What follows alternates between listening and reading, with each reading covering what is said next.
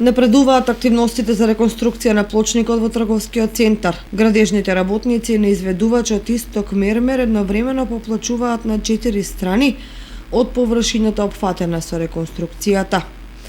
Завршени се повеќе од 60% од градежните работи. Предстои вградување на решетките за атмосферската вода и поставување на клупите.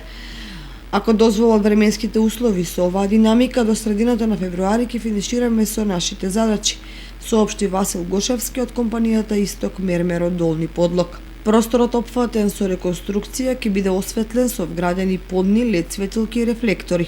Комуналното претпријатие Водовод ќе го озелени и хортикултурно ќе го облагороди земјениот дел. Со реконструкцијата на плочникот во трговскиот центар е опфатена површина од 2800 метри квадратни.